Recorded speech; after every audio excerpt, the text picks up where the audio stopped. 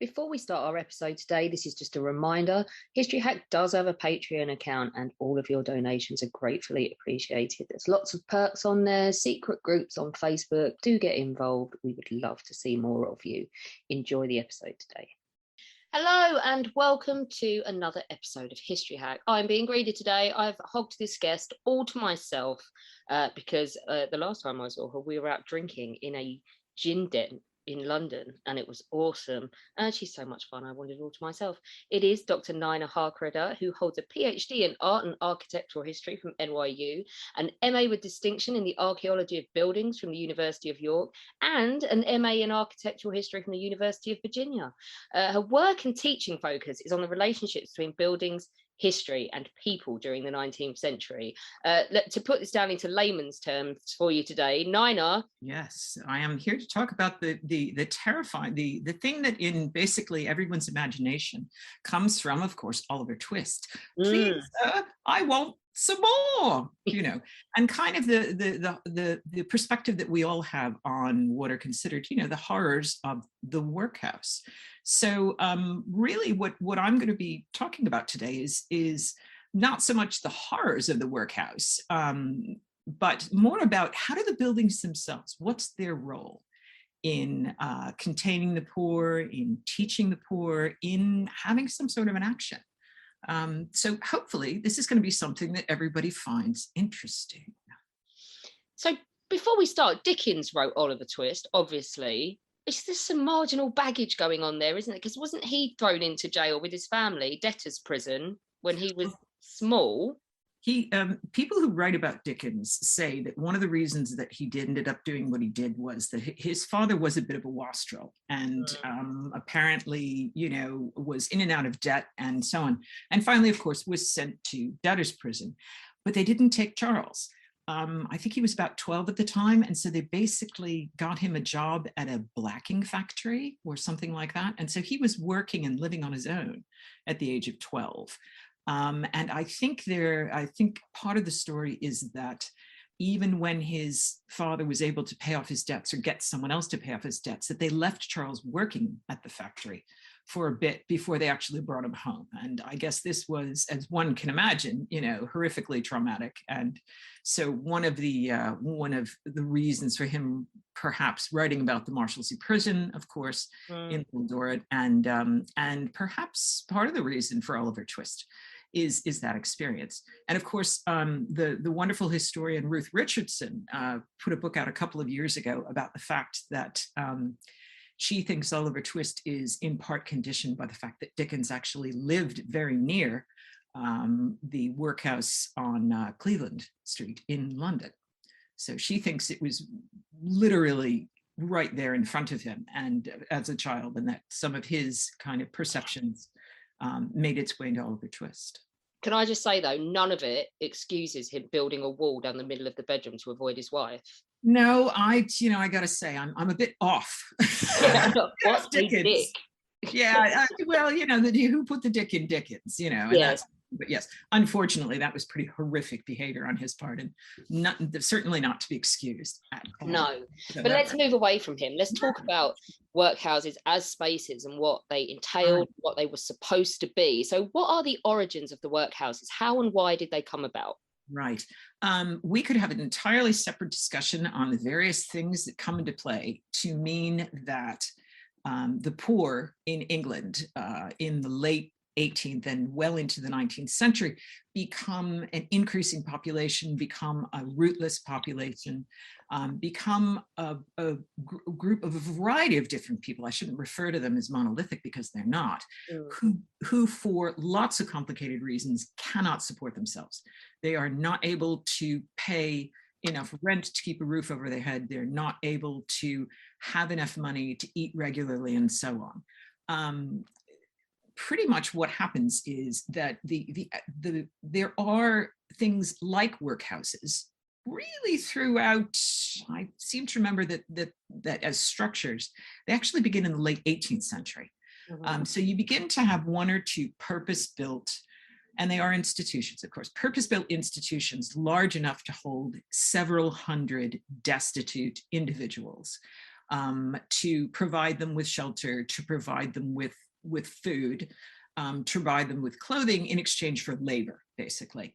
There's a famous one around 1795 and so on and so forth. But the real catalyst for the workhouse as a physical structure where individuals would be if they were paupers, desperately poor, comes about as a result of the New Poor Law, which actually antedates Victoria. It's passed in 1834 during the final years of, I think it's William IV's reign. By this point, a combination of industrialization, enclosures, crop failures, big changes in the way that crops were raised and people were employed out in the country to work on various farms and so on, leads to a huge migration of poor people, mostly because they just, there isn't work, there isn't shelter. And so they are on the move and they are looking for work. It's also after the Captain Swing riots. So, you know, you all will remember, or other experts who study this period more than I do will be able to recall the various political forces that are coming into play in the early 19th century to make the middling sorts and the upper sorts start to worry about the poor as a dangerous group of people, as well as a group of people who cannot support themselves. And so part of the New Poor Law is definitely passed so that we can put the poor in a place where we can keep an eye on them, where we can manage them. And another part of that is that because of all of the different factors that are occurring in the late 19th and in the late 18th, early 19th century, the end of the Napoleonic Wars and so on, there are a lot of poor people who are unrecognizable, if you will, to the locals. You know, due to the parish system, poor people were local for a very long time. You knew who they were, you could keep an eye on them, you could help them when you felt they needed to be helped, and so on and so forth. The movement of these populations causes people who are, you know, in the upper and middling, sorts to get nervous. And so a big part of the Poor Law is you've got to build a structure. And the only way that the poor, or really should be the paupers, are going to be assisted is if they show up, say, I'm a pauper, I have nothing, I'm destitute, and go into the workhouse to stay there. A lot of the economy of the pauper prior to that was local parishes relieving you, so to speak, with food, with money. That's not going to happen anymore. We're going to drop the poor rates, which have been escalating. We're going to take charge of these people. And we're also going to make sure that the only people who are getting help are people who are truly destitute. The idea was we make the workhouse an unpleasant enough place so that you only go there if you really are desperate. You don't show up and sort of live off the parish, which was a perception which proved to be completely false. So historically, then, there is good intentions, isn't there? This is a way to help people. Yes. But so the intended purpose of the workhouse, is it to help people help themselves? Is it that they go in there for a short amount of time until they get back on their feet and then you leave again and you've turned your life around? Or was the intention just to open a big black hole up in which to suck the poor people and get them off the street, and once in, they stayed there for years on end? Or is it a combination of the two? I think it's somewhere in between. I think there are genuinely good intentions on the part of some of the people who are trying to implement this new legislation, which comes down from above. And yet at the same time, there begins to be a different attitude towards the poor, you know, with the great successes of the 19th century in terms of industrialization and the fact that you're creating a middle class for the first time. There's a lot less sympathy for people who are asking the parish for support. You know, the feeling is everything's going great, why aren't you working? You know, you must be, there must be something wrong with you. You must be lazy, you must be feckless, you must be irresponsible. And some of that, of course, comes out of, you know, 18th century sort of utilitarianism and the idea of, you know, man can be perfect and so on. So there's an attitude now of you, the pauper, need to be more responsible. There's also concern in the wake of the 1832 cholera epidemic, because medical thinking of the period is very much, if you're dirty and you make dirt, you also can, all that dirt and filth can create disease. So sort of while it's inaccurate to say that everyone thought that paupers were responsible for disease, they certainly held them to be culpable. And that was underscored by the fact that many, many, many of people who died from cholera, of course, were paupers because they had no access to water or clean places to live, etc. So the Prince Albert. Yeah, exactly. Really. So in a sense, the ground for the new poor law getting passed, and the idea that you would create a built structure to contain the poor, comes at a time where there are concerns about what's going to happen with the poor and the pauper. And also, the Victorians are big believers in architecture as having some sort of an effect on people who are not just looking at it, can have an elevating effect, but also if you're inside somewhere, that can help you become a certain type of person. And that's a very strong motivation to also create buildings. So the building as a way to reform you, to contain you, to supervise you.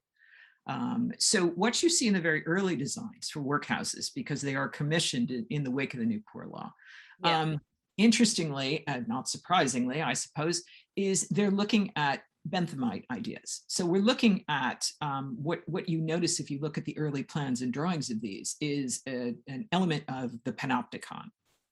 There's often a central place where you will have the administrative block in the center, and then you will have various wings radiating away from it, which are to be wards for the paupers, or you'll have some kind of a central courtyard, and the structure is all around it. And again, the administration building is in the middle. I have one word in my head, and that's prison. It sounds like a prison. Yes. Remember also that this is after the great attempts to reform prisons. And there is certainly an element, I think if you were to draw a diagram, you'd see that all of these little sets of people overlap. So there are definitely some aspects of prison architecture that I think you can see the early designers, the early planners of workhouses looking at. And you can also see too, they're not just looking at that, but they're also looking at larger institutional buildings. You do start to get, hospitals, right, during this period, or for the poor, they're generally called infirmaries and so on. And so they're in a sense, the workhouses are rising out of lots of different things. I would disagree with the argument that the workhouse is a total, is a total institution, in that it's purely punitive, it's purely coercive. There's nothing, everyone who ran a workhouse was out to get the poor. The paupers in a workhouse show a surprising amount of agency, and we can talk about that in a little bit. That's good, because it feels like incarceration. It does. And there are certainly plenty of examples where it really was incarceration. Yeah. If you're talking about let's talk for a minute about what are we really talking about when you show up at a workhouse during the early period, the 1830s, 1840s. If you go to the workhouse, it is your last sort of, you pretty much have decided things are not going well and I'm desperate. You cannot feed yourself, you cannot put a roof over your head. Myself, right. Often you are elderly. Often you have children, you're towing kids, so you're a widow, etc. Exactly. And a great period, sometimes you're too ill to work. So you show up at the door, and essentially what your sort of intake, if you will, is if you show up with your family, they're going to separate you. Men and women are in different parts of the workhouse, and children are in a third part of the workhouse. So that's the first element, is we're going to separate you into these constituent groups by, sex, really, gender. You're going to be inspected. Your belongings will be taken away from you and, in theory, kept for you. Although, again, in practice, hard to say whether or not that's really true. You should be bathed. That becomes controversial later for a number of reasons as to whether or not they actually are bathing you. And you are given a fairly uncomfortable standardized uniform. So to that extent, yes, it certainly resembles, it resembles intake into lots of other types of institutions that will come to be prominent in Victorian England. Your schedule during the day is very regimented. You get up at 6 o'clock in the morning, there's a bell, you have breakfast, maybe for half an hour, and then you work. If you're a woman, you might be cleaning, you might be doing laundry. You might be picking oakum, which is a dreadful task. It's basically picking old rope and picking it apart with your fingers. Scars off of old rope, isn't it? Absolutely. You might be for quite some time. You might be assisting with people who are ill or people who are elderly if you're female, but you're not seeing your spouse, you're not seeing your children. If you're a man, your work is often more physically demanding. You can be working on any number of different projects around the workhouse, repairing, digging, later on you're breaking stone, and that's just to use your time up clearly. But there's a fair bit of physicality, and hard physical labor, because you're there. If you're going to get these benefits, so to speak, you're going to work for them. Yeah. I mean, in terms of, you were saying that you clearly don't want to make it so that this is a great option. Like, screw it, let's go live in the workhouse. It'll be great. Right. Not at all. Clearly, it's mission accomplished in terms of making it painful. The fundamental premise of life in the workhouse is they use the term least eligibility, which quite frankly, I've always found very confusing. But their point is they want to make your experience there should be that of the sort of lowest, least, affluent, poorest working person. It shouldn't be any better than that. And that is to dissuade you, as you just put, from kind of, coming to the workhouse because, oh, well, it's better than having to work for my own. So it's definitely a deterrent. And for many people, there are, over time, there are many, many stories in the press and in various newspapers and in various oral histories about how even during the early years of workhouses, and again, I'm talking about the 30s and the 40s here, 1830s and 40s, people didn't want to go because it wasn't nice to be there. It simply wasn't nice. And you gave up a lot, and it was hard being there. So you'd have your midday meal, such as it was. You'd work again in the afternoon. You'd have a light supper, so to speak, cheese and bread often, for your supper. And, and then you were meant to be in bed, lights out. The bell would ring at 8 o'clock and it would be dark, and that's what you did every single day except Sundays when you were meant to go to church. So it was a very regimented, very dull, nothing to read, no amusements. The rules basically say things like no card playing, no dice playing, no. Definitely no booze. You can't have a drink at the end of the day. Oh God, no, not at all. I mean, you might be served beer, but that was because the water wasn't any, the problems with water. But no alcohol, no spirits, no amusement, no games. If you were an elderly person and you were too old to do this work, you pretty much were just sitting around all day with nothing to do. Yeah. And if you were a child, there was, often you were also put to work, early on, there wasn't much schooling. They were supposed to be teaching kids, but, again, this is all conditioned by a couple of things. One is, how much were you actually going to get from the parish rates in order to support these folks? And also, how good were you at administering a workhouse? If you were, the parish authorities, and what was your, how much were you committed to this? Do you think that this was what you should be using the parish rates for? There was a lot of pushback. Hugely variable. I'm guessing you've got some really well-run ones where they managed to eke the last penny out of their allowance and make it work. And then I'm guessing you've got total corruption as well at the other end of the scale. So tell us about these people who owned do you own them? Are they part of the parish, or is it a private thing? Therefore, if you're skinning money off of the rates, are you getting to keep it? And so who runs them, and we'll talk about who ends up in them later. Sure. We talk about widows and things, but let's talk about the people that run them.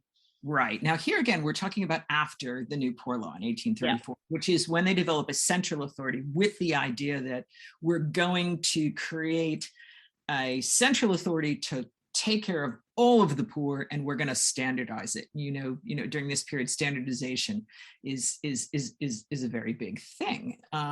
So what happens is, however, in practice, it's incredibly variable.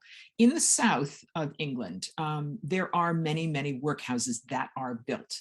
And a lot of that has to do with you have a little more money and you have smaller numbers of poor that you're trying to gather into a specific institution.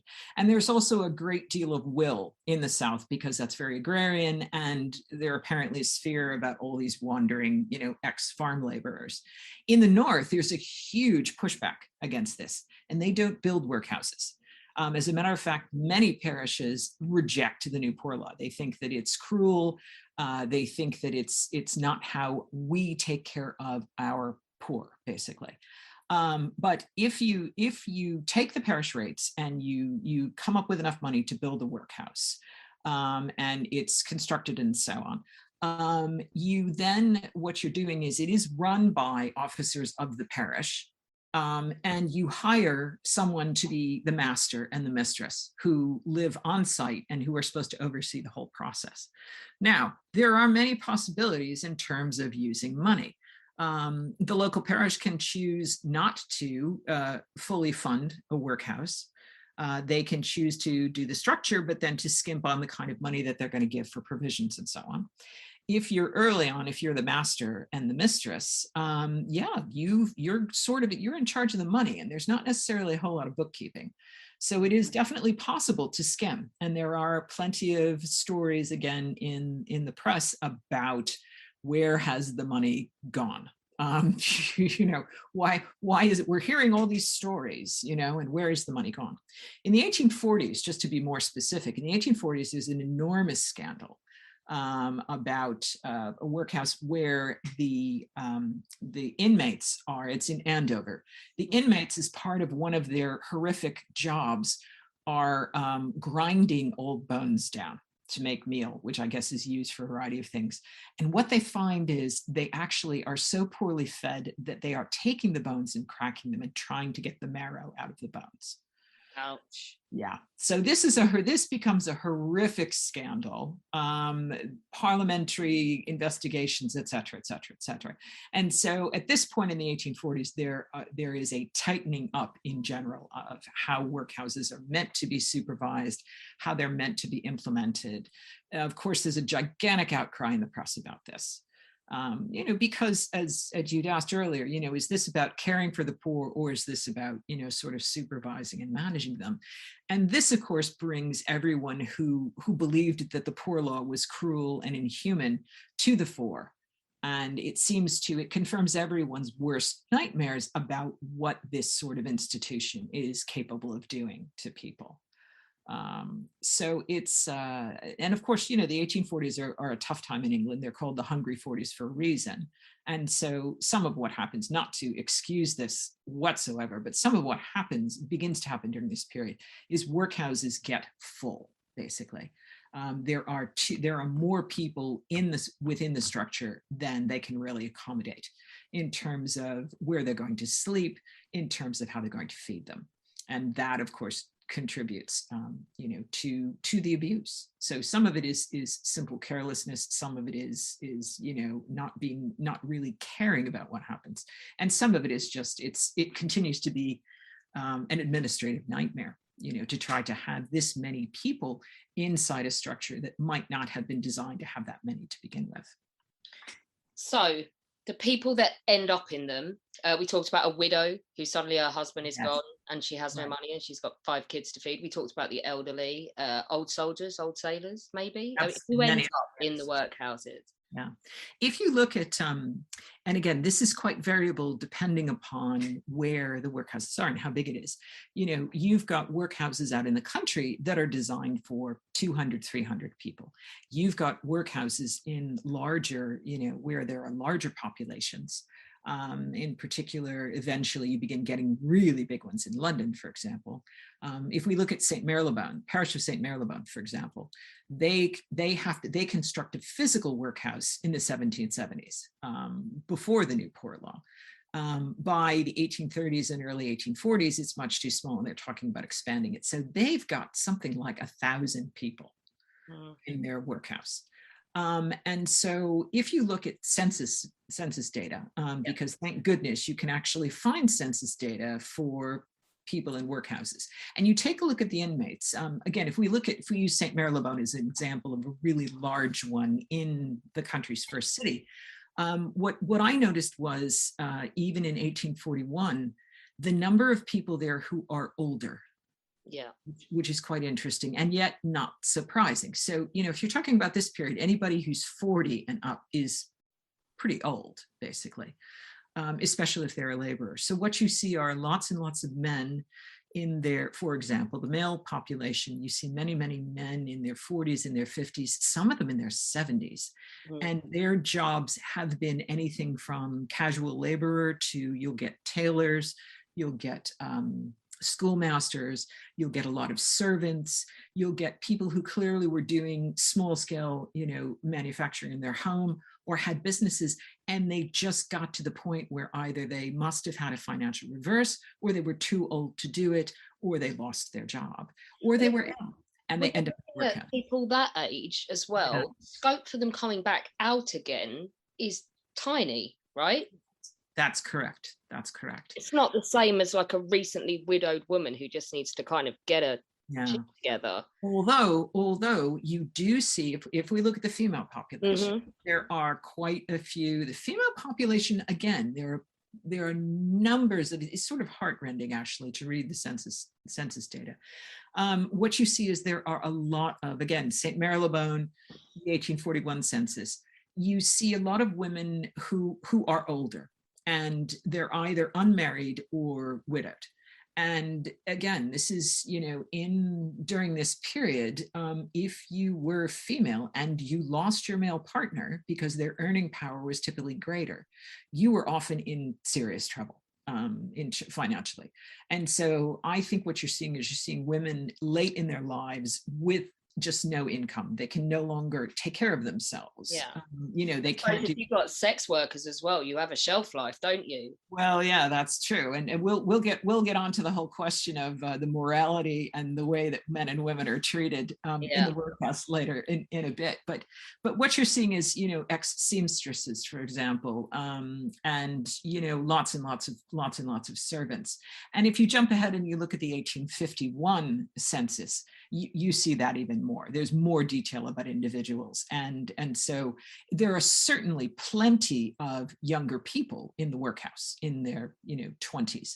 There are plenty of children, as a matter of fact, in the workhouse. But it struck me, and I haven't actually done a data analysis to determine, because it's that's a fairly lengthy process, and I need to get someone who's better at statistics. than this humanities specialist. Let's go find Carolyn's husband.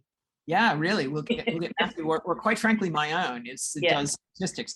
But yes, it would be worth crunching those numbers, as we say over here, to determine, what is the average age, how many people in the population are actually elderly, and how many really fall into the target group that they're trying to get, which are, people who are laboring but are not able to support themselves. So I think immediately, my impression, at least and again, this is one workhouse, one snapshot of a census and so on, but it fascinated me that already we're seeing, this is a place where a lot of older people go. Just something that will finally come to light towards the end of the century, and something that we still think about nowadays. You asked at one point about the structure of the workhouse, and I'd like to come back to that, if I might, for a little while. What starts to happen in terms of the workhouse building itself is that you begin to get changes in terms of the structure. Now, early on, it's well worth saying that many, many parishes don't build workhouses. It costs a ton of money to build a structure. And between that and the fact that there is always resistance to a central authority, many parishes continue to do what's called out relief. So that means you show up at, you know, the bi-weekly or weekly meeting of the people, the white men who run the parish, and you say to them, I can't pay my rates, my family is destitute, and I need support. And you are given, you know, often bread, sometimes a small amount of money, or some other sort of goods to help support you. And really, throughout the 19th century, most parishes continue to rely on out relief for their destitute poor. It's just cheaper. It is more personal, I think, for some parishes, and so on and so forth. But those that build workhouses by the 1850s are beginning to realize that they need larger structures. And so there's another wave, there's a wave of expansion, if you will. And there are changes in terms of the actual way that the workhouse is designed. So you go from what's called a corridor plan, we've got a big area in the middle, and you begin to get more and more wards, basically, for the different types of paupers in your institution. There's always a desire from the very beginning on the part of the authorities to separate the pauper groups into smaller and more sort of discrete groups. You want your adult men, for example, you want your elderly men, you want your adult working men, you want your male children to be in distinct groups and in distinct wards, and you want that also with the women. So with that, as the population increases, it comes the need for more wards where all the beds are. And so you end up adding on in many ways, you end up building additional structures. If you can, you add a story to the structure itself if it'll support it. And so you start to see larger buildings. Are they quite haphazard in some? Because I guess if you're just tacking it on wherever you can, and are we looking at substandard construction as well? Absolutely. And again, this is all, it's very money dependent. You know, you've got to have enough funds from the parish rates. And remember, you've got various parishioners who, you know, each time the poor rates go up, there's squawking and, you know, and so on, because these are all people who are working. And so, you know, one gets the response of, wait just a minute, you know, why is this costing so much more? One of the foundational principles of the 1834 Poor Law was the idea that this would do away with pauperism. It would do away with people who needed support from the parish, because it was going to be a deterrent. You weren't going to want to go to the workhouse in general. If you were in the workhouse, as you asked earlier, you'd be there for a short period of time, and then you'd go out and find a job, you know, and you wouldn't come back. Yeah. And so there begins to be sort of consternation when this isn't working, you know, and numbers are going up. And particularly by 1851, with the Great Exhibition, you begin to see in the literature, and you begin to see in various, you know, sorts of articles and so on, hang on a minute, this nation is, you know, we're the top nation in the entire world. We are thriving. Look at this exhibition with all the different amazing things that we can do, the arts industry and so on. And yet, why are the numbers of paupers increasing? You've mentioned it already. Let's go back to it. Sure. We'll talk about the treatment in a minute. Is there an imbalance between how many women and men end up in the workhouse? I know you haven't done a deep statistical analysis, right. I think it is reasonably balanced only because of the capacity that you have. So in other words, after a certain point, you can't take any more men into the workhouse. Okay, or women. In general, it seems to be roughly balanced in St. Marylebone and in another parish that I've been investigating, St. Pancras. It's another large metropolitan parish. But again, it really depends upon the individual parish. In some cases, you see a lot more women, and in other cases, you see more men, you know, and in particular, elderly men. But that's an excellent question, and one that definitely needs more investigation in terms of, you know, as you said earlier, who's in the workhouse, who are they, you know, how old are they, and in a sense, why are they there? How does the treatment of women differ from that of men? You're already smiling, just say, well. Oh, now I'm now getting started. Yes, I'm smiling ruefully or cynically, take your pick. From the get-go, they are treated differently. And what I find interesting is you would think that the men in the workhouse would be treated particularly roughly because of the idea that they're supposed to be the provider. And of course, as the 19th century goes on, and we have more and more ideas about, the angel on the hearth and the role of woman as nurturer, and she's only supposed to take care of children and make a wonderful, delightful home for her spouse, and so on and so forth.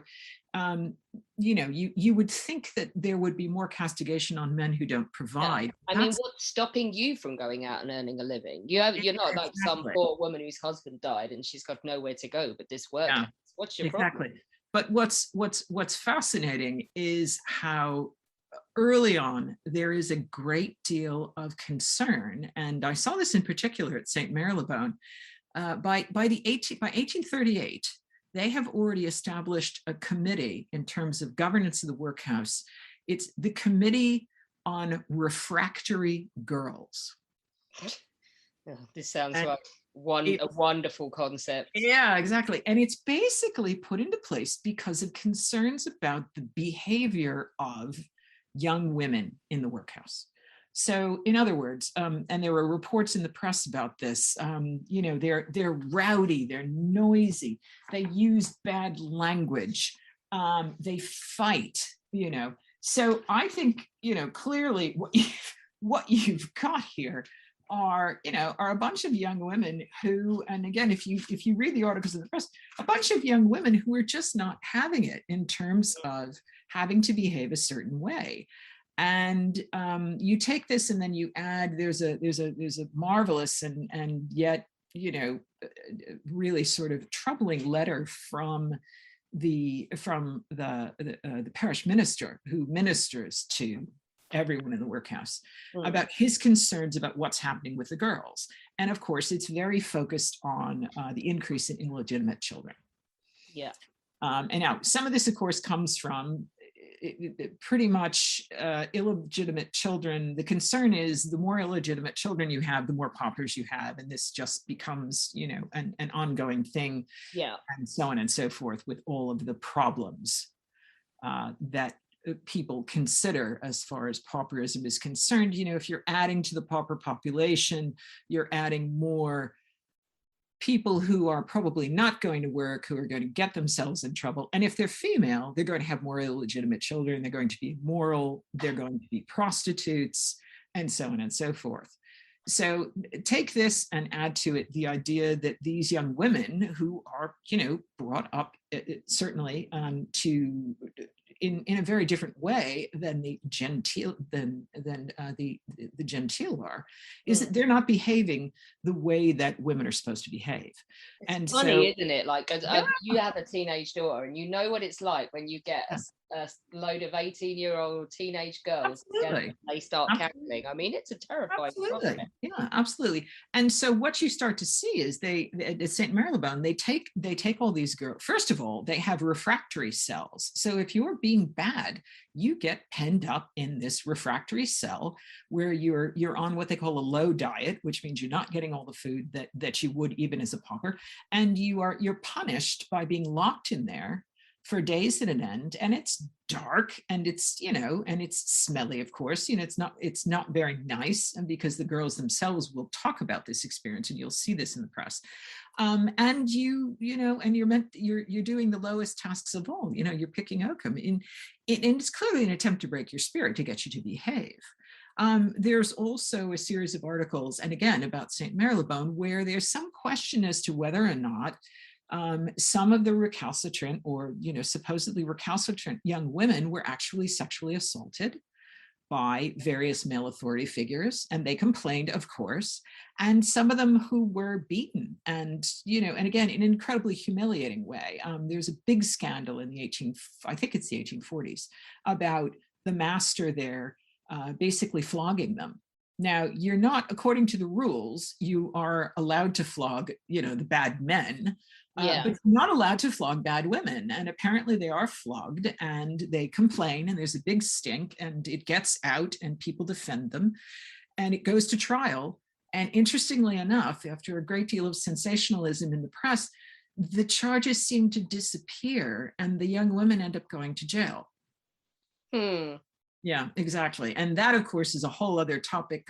I'm sure there's someone someplace looking at this for a dissertation, and if not, they should be on the differences. But that's an example of the fact that they are treated differently. You have less of your sort of the internalized ideas about your behavior are much stronger.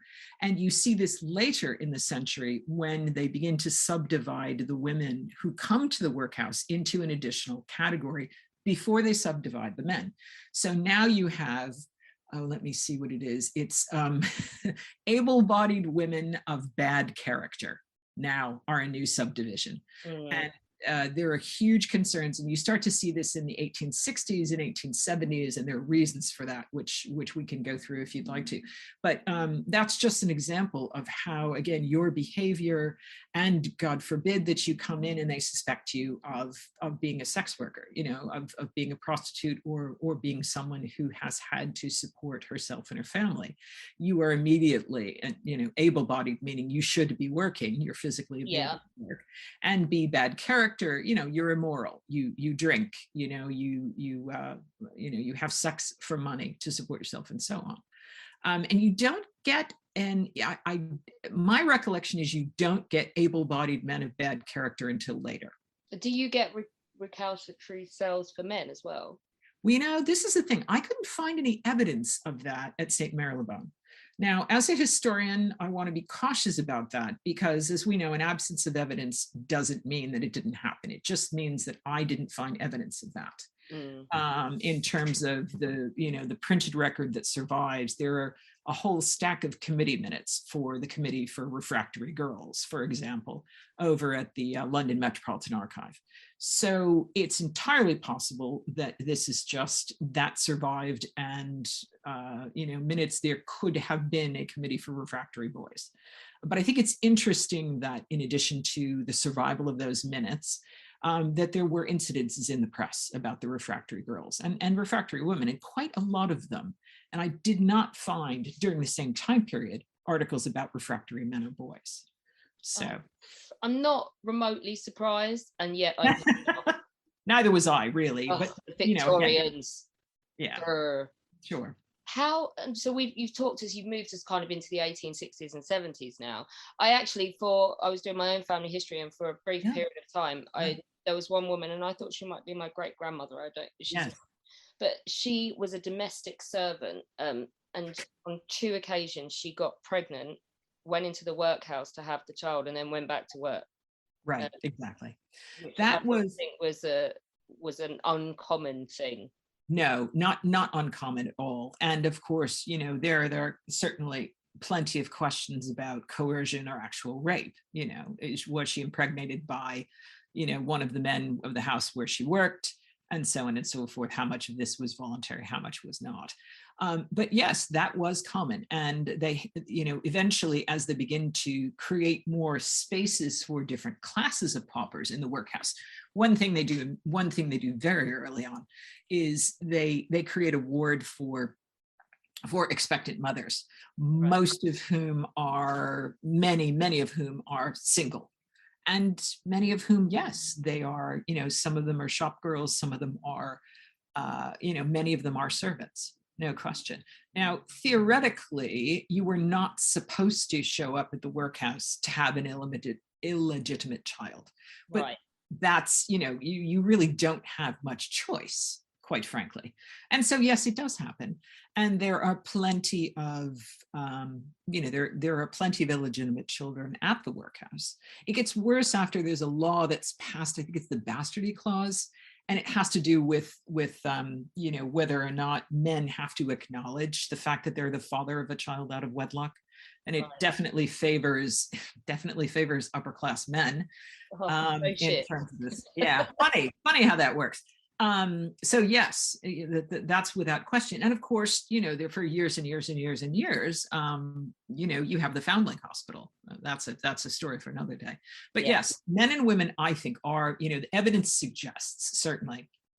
So I should back up and say, surviving evidence suggests that men and women were treated, certainly in the 1830s and 1840s and into the 1850s, differently in the workhouse. And if you were a woman who did not behave, if you were recalcitrant, if you were loud, if you refused to work, if you did not conform to what was expected of you, you were going to be punished. And you could be punished by isolation. You could be punished in any number of different ways. How much of that was meted out to the male members of the workhouse needs more investigation. But it was striking, as I said, that these sorts of accounts made it into the press. Did they because it was women and there was a sensationalistic aspect to flogging women? Yes, probably. Does it mean an absence of this treatment of men? We don't know. You just mentioned that early on. So that woman I was talking about was 1900. Wow. Yes, exactly. So we're talking about advancing through the period of workhouses now. You mentioned that early on they came up with the idea of a separate expectant mothers thing, but how else do the structures change, not just in terms of adding on more wards and things, but how do they start to classify people? Because that develops, doesn't it? Yes, it does. One of the things that I am going to invite everyone to think about is the connection between, and I will get to I promise to get to an answer, Alex. just as a lead-in. No rabbit holing, it's fine. No, I promise I'm not going to rabbit hole. One thing I want to invite everyone listening to consider is the connection between pauperism, and by that I mean desperately poor people who cannot sustain themselves at all, versus poor people who don't have a lot of money but are able to work, are able to take care of their families or themselves. Is the link between pauperism, dirt and filth, and disease.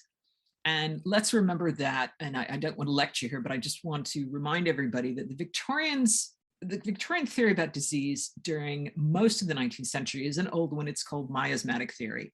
And it's dirt and disease, dirt and filth lead to disease. It goes through the air. But what starts to happen is it begins to be associated with the bodies of paupers, because no fresh water, living in a crowded place, you cannot keep physically clean. It's that simple.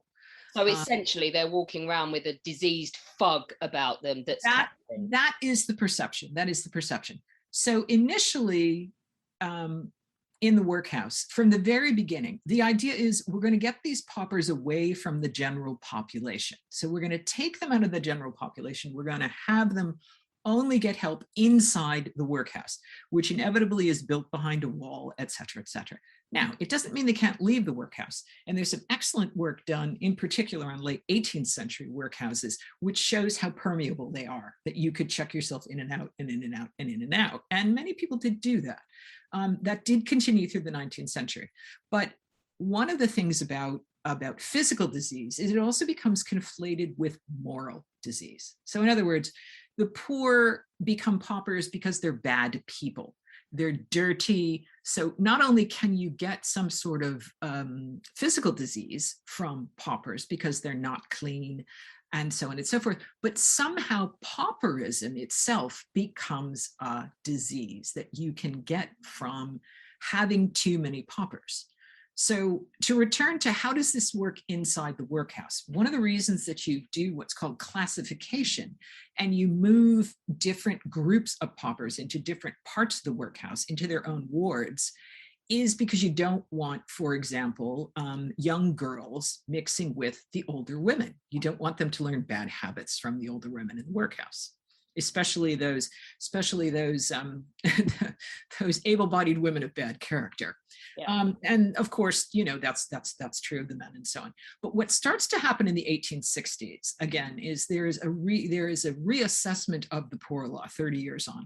There is I think it's actually a parliamentary committee that investigates to try to figure out, well, wait a minute, we built all these workhouses. It was supposed to get rid of pauperism, and it's still here. What's going on? Interestingly enough, and not surprisingly, their decision was that the tenets of the 1834 Poor Law were not being, they weren't being, shall we say, followed to the letter. And part of following to the letter was making sure that not only did you have a physical workhouse, and there was great pressure to build new ones, but within the workhouse, you really did separate people into different classes. And so what you start to see in the 1860s on the interiors, you begin to see more physical divisions between different groups. And by that, I mean, not only do you have different wards where you have to be, but you start seeing the lot itself, the site itself being cut up with fences. So for example, now, not only do you have it by the 1860s, and then it continues in the 1870s and so on, and gets progressively more chopped up and segmented and so on, is now, if you look at workhouse site plans, you see it's all divided by these walls or fences. So not only are you in your own ward, but if you're exercising or you have any outside time at all, you are within a yard attached to that ward. So again, if you are a girl, you are only with other girls in this yard. You're not mixing with anybody else. And that's true of the elderly. It's true of both men and women and so on. So increasingly, you're getting more discrete and more specifically labeled spaces. You're no longer having generalized working spaces or generalized areas. They get much, much more specific. So you get a day room for elderly women, for example. Right. You get, particular sheds where particular classes of able-bodied men work, for example. And so the attempt here is to keep people in their particular space in the workhouse. So it helps with supervision. There are some interesting things if you look at minutes about when they're building new workhouses in the 1860s and 1870s and into the 1880s, you see specifications like along the hallway, we're going to have 2 locking doors, one at each end, only the staff will have the keys. In that door, we want translucent glass here, so the young girls can't look out onto the yard where the able-bodied women are. Or we want clear glass so that the staff can see through the doors into the hallway to make sure they know what's going on. Sounds like a prison. Yeah, you get specific actions that you find in the minutes when they're talking about the building that suggest that the level of surveillance does increase, that the level of separation of the subgroups of the population does increase.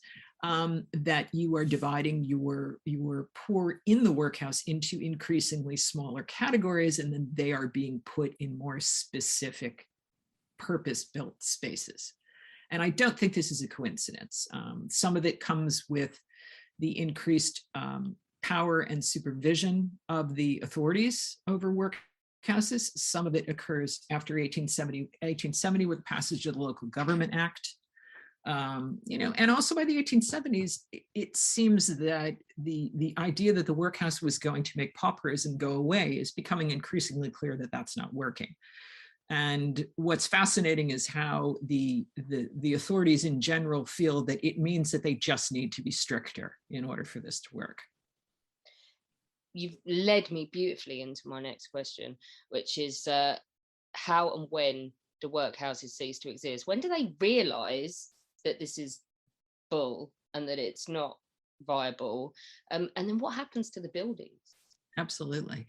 Somewhere in the late 19th century, and some of this is a shift. First of all, you're getting, with the various access to being able to vote, you've got a larger percentage of working men who are now able to vote. So that begins to affect the composition of parliament, and it's a slow rolling ball, certainly, but that has an effect. You begin to get more support for the working classes, and that in turn benefits people who would slide down into being paupers because all the different complicated reasons. There's a very famous investigation done up in York, which is basically called Poverty. And it's done by one of the families who make chocolate, the Roundtrees. Okay. And it's Seabaum Roundtree. It's a very famous study. And what he decided to do is he wanted to understand why the poor were poor. Because again, this is an intractable problem. It's not going away. And also, the Roundtrees were, they were Quakers. Their attitude was different than many of the powers that be. And what Roundtree finds and what he publishes is he does he looks at the population of York. They go house to house, they investigate, they talk to people, they look at income levels, they look at previous census data, etc. And what he concludes is the poor are always one tiny step away from being pauperized. And it's simply because they don't have a safety net. They don't have, you remember, this is before pensions, this is before the national health, this is before any of those things. Those things don't exist. If the primary wage maker in the house is ill for a couple of days, that can tip you into pauperism. It can tip you over the edge. You cannot be able to pay your rent, and then it snowballs. And essentially what he reports is the poor are poor because we don't pay them enough for what they do. They can never get ahead. There are no such thing as savings, and it's not because they're all feckless, that it's because they simply can't. They don't earn enough, and we don't provide enough support for them. And this is during a period, of course, where there is a kind of a revisitation about how the English treat each other. And so with the advent of some legislation to help the working classes and so on, you still see a lot of people in the workhouses, but you begin to start to have an idea that maybe some of them are not there because they're bad people. And of course, remember, we also have the big Booth studies in the 1890s too. So this is a period where all these questions are being revisited. Now, what's interesting is the people who are in the workhouse, the physical structures themselves have become more and more punitive, more and more regimented, as I was saying earlier. Somewhere in the early 1900s, with the advent of the labor government, that's really when, as you all know, social policies begin to change, and you begin to have pensions, you begin to have, kind of more access to healthcare and so on. And so I think if it were not for World War I, it's possible that you might not have kept the workhouses for as long as you did. But of course, with the advent of World War I and so on and so forth, everything really comes to a halt except funding that. But there is a huge commission in 1909, and I am getting to answer the question, I promise. There is a huge, because all of these things come into play. It's a complex situation. Remember, there's a huge commission that starts in 1905 and publishes a big report in 1909 on the workhouses and on the poor. And unfortunately, the majority conclusion is the workhouses are just fine. We have to be tougher. People need to step it up. What's interesting is the minority report is the one that ultimately leads to pensions and other the beginnings of the social support network in England. And so workhouses begin to be used a little bit less. After people return from World War I, there's an uptick because there's so many injured and so many ill and battered and so on. But what happens is by the late 1920s, the various sort of support systems and the social net that's come into play begins to mean that fewer people need to resort to the workhouse. Right. And so ultimately, I think it's 1929 that they enact a law which basically says there aren't going to be workhouses anymore. Yeah. But slightly earlier than that, there had been legislation which led to an understanding that they might still need the structures because of deeply poor elderly people, and also a lot of people who simply couldn't function. Couldn't hold down a job for whatever reason. They were physically injured or crippled, or they were emotionally or mentally incapable. And so the composition of workhouses as you get into the 1920s and in the run up to 1930 really changes. And there are fewer able-bodied paupers, because those folks now can get jobs, and if they can't pay for everything, they have the support of the social safety net. And so somewhere around 1930, the workhouses are technically eliminated, but the structures remain. They're used for various purposes during that period. And what's interesting is many of them, and in particular, after the 1948 National Health Act, are evolved and they're turned into various medical facilities. Because what are they? They're full of wards, right? There are lots of, there are lots of rooms with multiple beds. There's a central administrative block and so on.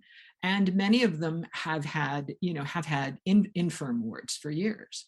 And so, for example, if you wander on over towards the what's now the National Health, it used to be the hospital, I think, for tropical diseases in St. Pancras.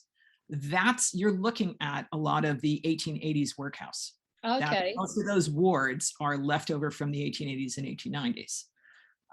And you see that all over the place. So they continue to be used typically as institutions of some sort, often used by the National Health for quite some time. Many of them have been demolished, many of them are gone. The number of workhouses in the country that had been built would make your hair stand on end. I mean, there were hundreds and hundreds and hundreds and hundreds all over the place. And, some of them are knocked down because they are, physically old structures. Some of them are knocked down because of, development needs. Some of them get bombed in the war. St. Pancras one actually took a direct hit. And it wiped out half the site, but the other half of the site was still useful, and of course was used after that. But I think that the legacy of the workhouse is a complex one. The buildings, in many ways, the ones that survive, I think it became very shameful to be from a family that needed the workhouse. So all of that kind of moral, you're there because you're a bad person, you're there because you're less than, kind of stuck with the buildings. And so I think people, even 30 years ago, 40 years ago, people had a lot of very negative emotions about them. Nobody wanted to acknowledge that they might have had a family member who had to be in the workhouse for whatever reason. If my great aunt would alive now, she'd be 96, and I remember telling her that we thought, for a brief period of time, we thought her father had been born in a workhouse, and she said, right. Yeah, absolutely. Yeah, exactly. So the sad part is the number of people who accepted that view of paupers, and therefore those structures are structures of shame. I think that they are well worth looking at for a number of different reasons. First of all, because they are, like many 19th century buildings all over England. And I'm talking specifically about England because what happens in Scotland, what happens in Ireland, they have different types of poor laws, and how they handled it was different. So specifically in England, these buildings are certainly a legacy of the 19th century. They have a lot of negative connotations, but I think we can learn a lot from how they were constructed and organized. We can learn a lot from looking at that period. And as we know, we are still grappling with what happens when people cannot support themselves for whatever complex set of reasons. We all know that there are plenty of people who can't make it because they cannot make enough money, without question. We know there are people who struggle for various reasons that have to do with their own internal struggles. Things get more expensive. I mean, this is not a question that's going away. Now, I wanted to ask you, do we still see those same attitudes and ideas towards less fortunate people now? Yes, we do. And in particular, something we didn't talk about, because that we could spend hours on it alone, is what do you do with the houseless population? So in other words, there were always people who were seeking temporary accommodation at the workhouse. They were on their way to get a job. They were temporarily very ill, or something catastrophic had happened and they didn't want to enter the workhouse. They thought they would have another opportunity, but they needed shelter. And what did you do with those people? And in particular, you find the architecture over time designed to house them becomes increasingly one of privation, separation, reformation, and in many ways a series of physical process of sort of physical mortification that's designed to release you back onto the world, a reformed person. They start out being called wayfarers wards, and ultimately they're vagrant wards. So I think, yes, I think we are still treating people, and I see this in the press here in the United States, we are treating people who cannot come up with the money to keep a roof over their head and to feed themselves as if they are somehow not like us. And much of it is we all could be in that situation if our circumstances changed.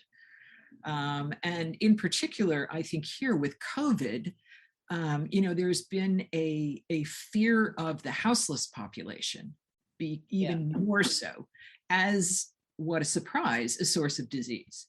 And you see that in their treatment. You see that architecturally in terms of, and it's not just with COVID, but it's fascinating if you look at some of what's called deterrent architecture, or deterrent strategies designed to keep people from using public spaces. And by that, I mean, look at the spikes that are put on places where people could sit. Look at when you build a bench, you don't leave the whole bench, you divide it up into individual seats so no one can lie down on it. Look at there are lots of different strategies, and so we may have gotten away from institutionalizing a lot of people, and there's a fascinating book about institutions and how there's permeability between different institutions, whether it is the workhouse, infirmaries, and then in many cases, structures that were meant for the mentally ill, and how people could move between those in the 19th century and early 20th century. And because we've deinstitutionalized things, I would never argue that there should be workhouses again, not in a zillion years. And I wouldn't want anyone to think that I was advocating for that, because I'm not. But I think we need to do a better job of providing some form of support, and it often needs to be in terms of a roof over one's head and regular meals for I think it's building here. That anyone my age who can't get on the property ladder, there's going to be a whole raft of them needing a roof over our heads when we get to retirement age, because there are no rent caps, there's no protection, there's no way. You either have to be able to pay a commercial rate, which means working, and if you can't, then you're going to need social housing, and there will not be enough of it. So absolutely. And that's another part of this story, is, although again not designed for the same population, if you're a pauper, you go to the workhouse. That's where you go, because we are going to, it's deterrent, and we're going to punish you to a certain extent. We're going to make it hard so that you will leave the workhouse and you will go and find a way to support yourself through your own good character, finding a job, and saving your money and being moral, et cetera, et cetera. But yes, social housing, which starts out as philanthropic housing, is another really interesting question to discuss. One where there are some fascinating and somewhat disturbing parallels between how workhouses are constructed and the space is organized, and how the early social housing, so-called philanthropic dwellings, we've not even touched on robbing people's children and sending them to another continent to find homes for them.